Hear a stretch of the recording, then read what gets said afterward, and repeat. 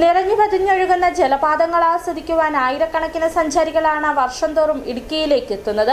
എന്നാൽ വേനലാകുന്നതോടുകൂടി ഈ ജലപാതങ്ങളെല്ലാം വറ്റിവരളും. ഇതോടുകൂടി സഞ്ചാരികളും എത്താതാകും. എന്നാൽ വറ്റിവരേണ്ട ഒരു ജലപാതം കാണുവാൻ ദിനംപ്രതി നൂറുകണക്കിന് സഞ്ചാരികൾ എത്തുന്ന ഒരു ജലപാതമുണ്ട് ഇടുക്കിയിൽ. ആ ജലപാതത്തിന്റെ വിശേഷങ്ങളിലേക്ക്.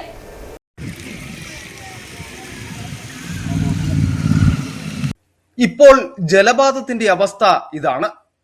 പൂർണ്ണമായും വറ്റിവരണ്ട് നൂലുപോലെ വെള്ളം ഇറ്റു വീഴുന്നു. സീസണിൽ ഈ ജലപാതം പൂർണ്ണമായും ജലം നിറഞ്ഞ പതഞ്ഞൊഴുകുമായിരുന്നു. അന്ന് ഈ ജലപാതത്തിനരികിൽ നിന്ന നിരവധി വഴിയോര കടകളും സഞ്ചാരികളുമൊക്കെ നിറഞ്ഞു നിന്നിരുന്നു. എന്നാൽ അത് പൂർണ്ണതോതിലില്ലെങ്കിലും വഴിയോര കടകൾ സജീവമാണ്.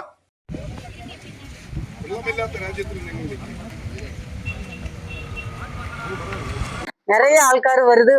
தண்ணி இருக்கும்போது ஆயிரக்கணக்கில் வரும். இப்போ அதே போல ஆயிரக்கணக்கான ஆளுகள் இப்போ തന്നെ ஒரு 500 பேருக்கு மேல ஆள் வந்திருக்கு. நாங்க அதனாலதான் இங்க கடை வச்சிருக்கோம். எல்லாரும் வரும். இங்க பாக்குறதுக்கு அவ்வளவு அழகா இருக்கும். കൊച്ചി ധനുഷ്കോടി ദേശീയപാതയിൽ പെരിയ കനാൽ പവർ ഹൌസിലാണ് ഈ ജലപാതമുള്ളത്. ജലപാതം വറ്റിവരണ്ടെങ്കിലും സഞ്ചാരികളുടെ വരവിന് കുറവൊന്നുമില്ല. നമ്മൾ എപ്പോൾ വരുമ്പോഴും വെള്ളച്ചാട്ടമായിരുന്നു പുറത്തോടെ കണ്ടോണ്ടിരുന്നത്. ഈ പ്രാവശ്യം വരുമ്പോൾ ഒരു പുതുമയാണ്. എന്നാ വെച്ചാൽ വറ്റി വരേണ്ട ഒരു വെള്ളച്ചാട്ടം, അത് മലയുടെ ഇടുക്കിന്ന് തൊള്ളിയായിട്ട് വരുന്ന ഒരു വെള്ളച്ചാട്ടമാണ് ഇപ്പൊ നമ്മൾ കാണാൻ.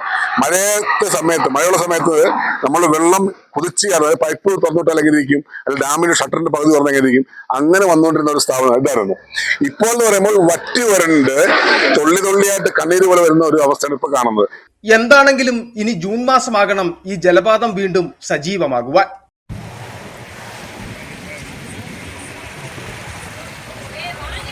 City vision, Chinnakanal.